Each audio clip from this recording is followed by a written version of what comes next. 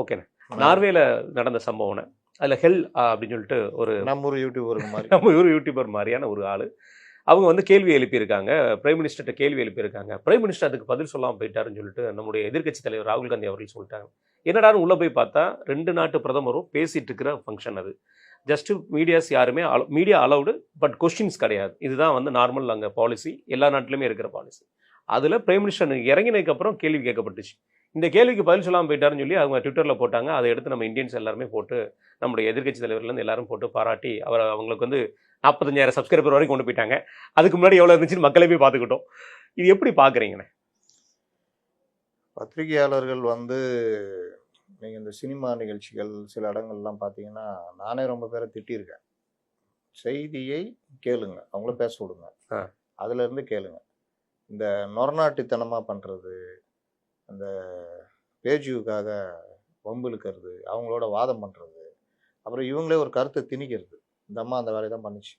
அந்த வேலையெல்லாம் பண்ணுறது சரி இருக்காது, அது எப்போவுமே தப்புன்னு. அந்த அம்மாவுக்கு இந்தியா மேலே என்ன கோவம் தெரியல, பிரதமரை அவமதிக்கல, இந்தியாவை அவமதிச்சிருக்காங்க. அதை ராகுல் காந்தி வாழ்த்திட்டு இருக்காரு. ராகுல் காந்தி நான் திரும்ப திரும்ப சொல்கிறேன், அவர் ஒரே இது மோடி எதிர்ப்புனா நீங்கள் அரசியலை ஒழுங்காக பண்ணீங்கன்னா மோடி ஒன்று இல்லாமல் போயிடுவார். ஆமாம். ஆனால் மோடி எதிர்ப்புன்ற பேரில் நீங்கள் இல்லாமல் போடுவீங்க. இங்கே என்ன நடந்ததுன்னா, பிரதமரும் அவரை முடிச்சுட்டு நடந்துக்கிட்டு இருக்கும்போது இந்த மாதிரி கேள்வி கேட்குறாங்க, அவர் கண்டுக்காமல் போகிறார். நம்மளால எப்போவுமே பத்திரிகையாளர்களை சந்திக்கிறது பெரும்பாலும் தவிர்த்துருவார், பெரும்பாலும் சந்திக்க மாட்டார். இது பலரும் இருக்காங்க அந்த மாதிரி. ஜெயலலிதா இருந்தாங்க, பலரும் இருந்தாங்க. அவங்க வேலையை அவங்க பார்ப்பாங்க. பத்திரிகையாளர்களை சந்தித்து பதில் சொல்லணும்னு அவசியம் இல்லை. இப்போ வந்து விஜய் வந்திருக்காரு, அவர் வேலையை அவர் பார்க்குறாரு. பத்திரிகையாளர்களை சந்திக்கிறாரா இல்லையான்றது அது அப்புறம் கதை. சந்திக்காமல் போனாலும் அது முன்னுதாரணம் இருக்காங்க. ஜெயலலிதா, எம்ஜிஆர் எல்லாம் இருக்காங்க. எம்ஜிஆர் அவர்களும் சந்திச்சு, எம்ஜிஆர் பெரும்பாலும் சந்திக்க மாட்டார். எப்போ சந்திப்பார், நல்லா பேசுவார், ஆனால் பெரும்பாலும் சந்திக்க மாட்டார். ஓகே. அது அப்போ இந்த மாதிரி விவகாரங்களில் இப்போ அவர்கிட்ட வந்து இந்த மாதிரி கேள்வி கேட்டுட்டு கடினமான கேள்வியெல்லாம் தவிர்த்து விட்டு ஓடுகிறீர்கள் என்ன நினைக்கிறீங்கன்ற வார்த்தையை ஒரு நாட்டுக்கு இன்னொரு நாட்டு பிரதமர் வந்த பொழுது உங்களுக்கு இந்த பிரதமர் 2 பிரதமர் சந்திக்கிற கூட்டத்தில் பர்மிஷன் கொடுக்குறாங்களா? அது வந்து ஒரு கௌரவமாக அந்த நாட்டு பிரதமரை மதிக்கிற மாதிரி இருக்கணும். ஆமாம். ஒருத்தன் ஷூவை கழட்டி அடிச்சா பாருங்க, அந்த மாதிரி இருக்கக்கூடாது. அது அந்த நாட்டுக்கும் சேர்த்து அவமானம். இப்போ நார்வே வந்து இந்த விவகாரத்தில் என்ன பதில் சொல்லியிருக்காங்கன்னு எனக்கு தெரியல. இப்போ அவங்களோட கணக்குகள் மட்டும் முடக்கப்பட்டிருக்கு. அதுதான். அப்போ பத்திரிகை சுதந்திரத்துடைய நம்பர் 1 நாடு எங்கள் நாடு, 150வது இடத்துல நீங்கள் இருக்கிறீங்கன்னு இந்த அம்மா வந்து இல்லை, இந்த அம்மா கேட்ட உடனே வெளியுறவுத்துறை பதில் சொல்லுது. ஆமாம். அவர் வந்து ப்ரெஸ் மீட்டுன்னு உங்களுக்கு சொல்லலை, ப்ரெஸ் மீட்டு வெளியுறவுத்துறை சார்பில் நாங்கள் வைக்கிறோம், அதில் கலந்துட்டு கேள்வி கேளுங்கன்னு வைக்கிறாங்க. அங்கே வந்துட்டு இந்த அம்மா வன்மத்தை காட்டுறாங்க இந்தியாவுக்கு எதிராக. இந்தியா வந்து இந்த மாதிரி ப்ரெஸ்ஸு சுதந்திரத்தில் 1வது இடத்துல இருக்கிறது நார்வே, 151வது இடத்துல இருக்கிறது இந்தியா அப்படின்னு. அப்போ உங்கள் நோக்கம் என்ன? நீங்கள் கேள்வி கேட்குறீங்களா? இப்போ பிரதமர் வந்திருக்காரு, என்னென்ன ஒப்பந்தங்கள் போடப்பட்டது, அதுதான் கேள்வியாக இருக்கணும். அதை தாண்டி இந்த மாதிரி எடுத்தவொடனே ஒரு வம்பு இழுத்துட்டு பண்ணோன்னா அவரை டென்ஷன் ஆகிறாங்க. அவரும் வந்து சரியாக ஹேண்டில் பண்ணல. இது ஒன்று. இந்த ஜார்ஜ் அதற்கு பிறகு இந்த அம்மா வந்துட்டு இந்தியாவில் மனித உரிமைகள்லாம் மீறப்படுது, இதை பற்றி என்ன சொல்கிறீங்க அப்படின்ற மாதிரி கேள்வி கேட்குறாங்க.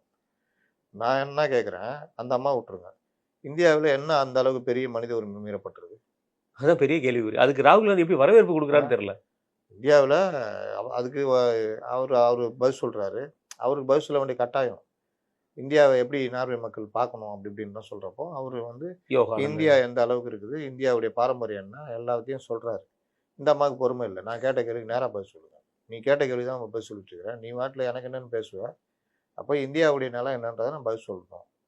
இந்த அம்மாவுக்கு மட்டுமா பதில்? அது கேள்வி பொதுவானதுன்னா பதிலும் பொதுவாக வந்து கவர் பண்ணுற மாதிரி அந்த ஊர் பத்திரிகைகள் இந்தியாவை பற்றி புரிஞ்சுக்கிற மாதிரி சொல்கிறது தான் முறை. ஆமாம், எக்ஸ்பிளைன் பண்ண நல்ல சான்ஸ் கூட அவர் சொல்கிறாரு. இந்தியாவுடைய இது என்ன, இந்தியாவுடைய அணிசேரா நாடுகளில் எப்படி இருக்குது, மற்ற நாடுகளுடைய போர் மற்ற விஷயங்கள்லாம் எப்படி இந்தியா நடந்துக்குது அப்படிங்கிறது ஊருக்கே தெரியும். இப்போ இந்த அம்மா கேட்டு இது பண்ணோன்னா எந்திரிச்சு போயிட்டாங்கன்னு சொல்கிறாங்க. அந்த அம்மா என்ன சொல்கிறோம், எந்திரிச்சு போல போய் தண்ணி குடிச்சிட்டு வந்தாங்க. யாராவது பத்திரிகை இதில் போய் தண்ணி குடிச்சிட்டு வருவாங்க? தண்ணி கேட்டால் கொடுக்க போகிறாங்க அந்த ஊரில். அதனால் பாட்டில்ஸ் இருக்கும், பாட்டில் இருக்கும், நம்ம ஊர்லேயே தந்துடுறாங்க. நீங்கள் நம்பர் 1 ப்ரெஸ்ஸு, இது உனக்கு எல்லாம் கொடுப்பான். அங்கே டேபிள்ஸ் வந்து சேர்ஸ் போட்டுருக்க இடத்துல அங்கே வாட்டர் பாட்டிலே வச்சிருப்பாங்க, பாட்டில் எல்லாமே இருக்கும். அதுவும் பெரிய வெளியுறவுத்துறை சந்திப்புனா எப்படி இருக்கும், பெரிய கிட்டெல்லாம் கொடுத்துருவாங்க. ஆமாம், அந்த கிட்டு, ஸ்நாக்ஸு, பாட்டில் எல்லாமே. அப்போ இந்த மாதிரி விஷயங்களில் இந்த அம்மா ஒரு இதை சொல்கிறாங்க. சரி அந்த தண்ணி நான் குடிச்சிட்டு காலி ஆயிடுச்சு இப்போ என்ன நான் எந்திரிச்சு போய் எடுக்க போனா கூட தேவையில்லை. அட்டெண்டர் இருப்பாங்க, சொன்னீங்கன்னா இன்னொரு பாட்டில் கொடுத்துருவாங்க.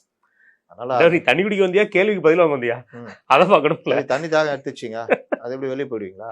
என்ன அப்போ பண்றது? இந்த பிரச்சனை வந்த பிறகு அவங்களுக்கு இந்த மைத்ரா, ராகுல் காந்தி இவங்கெல்லாம் பெரிய அளவில் வாழ்த்துகள்லாம் வாழ்த்து. சொல்கிறாங்க.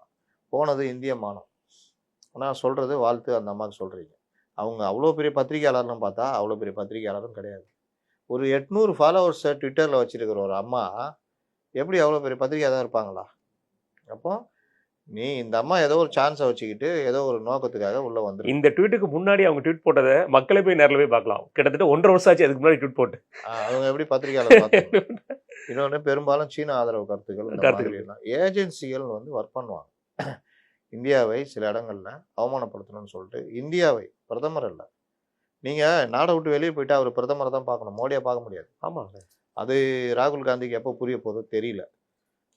இந்தியானா எல்லாத்தையும் சேர்த்து தான் அவங்க சொல்லுவாங்க. 47லேருந்து எல்லாம் சேர்ந்து தான் இந்த சொல்லுவாங்க. EU ட்ரேட் டீலுக்காக அவர் ஒவ்வொரு இடமா போயிட்டு இருக்குது எல்லாமே வந்து அந்த ட்ரேட் டீல் பேஸ் பண்ணி அங்கே இருக்கிற கமிஷனர், அந்த லா ஆஃப் கமிஷனர் சொல்லுவோம், அதுக்கு சைன் வாங்குறதுக்கு மியூச்சுவல் அண்டர்ஸ்டாண்டிங்கோட நம்ம இந்தியன் கவர்மெண்ட் அவங்களும் இருக்கணுங்கிறக்கா ஒவ்வொரு கண்ட்ரியாக போயிட்டு இருக்காரு. ம். இந்த மாதிரியான ஒரு லாங் ட்ரிப்பு இதுதான் ஃபர்ஸ்ட் டைம் ஒரு பிரைம் மினிஸ்டர் பண்ணிட்டு இருக்கிற ஒரு விஷயம். ஆமா. இப்போ இன்னைக்கு இட்டாலியில் இருக்கிறாரு. ஸோ அந்த அளவுக்கு எது நமக்கு பயனுள்ளதாக இருக்குன்னு நம்ம பார்க்கணும். UAE உபக் விட்டு வெளியே வந்தான்ல, ஆமாம், நம்ம UAE கிட்ட போனார்ல பிரதமர், போனாரு. என்ன ஒப்பந்தம் போட்டார்? ஆ. பெரிய அளவில் அவங்களோட ஒரு தொழில் சார்ந்த ஒப்பந்தம் போட்டிருக்காருல. ஆமாம், ம். அவர் வெளியே வந்ததுக்கு உண்டான நம்பிக்கையை நம்மளே கொடுக்குறோம். நம்ம இங்கே சொல்லிட்டு இருக்கோம், இப்படி சொல்லி பேசிட்டு இருக்கோம். நமக்கு அவங்களோட தேவை தேவைப்படுது. அங்கே இருக்கிற என்ன சொல்றது, நம்ம பெட்ரோலியம் கேஸ் ஆகட்டும் நமக்கு தேவைப்படுது. நமக்கு அவங்க நல்ல ரேட்டு போட்டு நம்ம ஒரு அக்ரிமெண்ட்டை போடுறோம். அது மட்டும் இல்லைண்ணே, பல அக்ரிமெண்ட்ஸ் அதில் இருக்கு. ம். அது ஒரு பெரிய சப்ஜெக்டாகவே நம்ம பேச முடியும். அது மக்களுக்கு வந்து ஒரு பொழுதுபோக்காக இல்லாமல் ஒரு அறிவார்த்தம் சார்ந்தமாக பார்த்தோம்னா நிறைய விஷயங்கள் அதில் இருக்குது.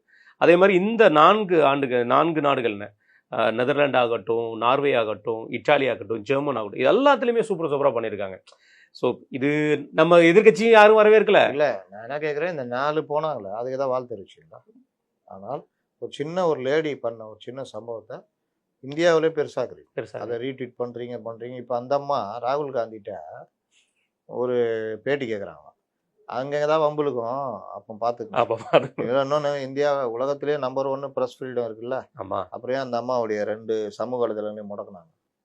அப்போ நீ தேவையில்லாமல் நாட்டுக்குள்ளே பிரச்சனையை பண்ணுறன்றதுனால தானே முடக்கி விட்டாங்க. அந்த நாட்டுக்காரங்களே முடக்கிறாங்க. இப்போ 800 ஃபாலோவர்ஸு 50,000 ஃபாலோவர்ஸாக மாறிடுச்சு.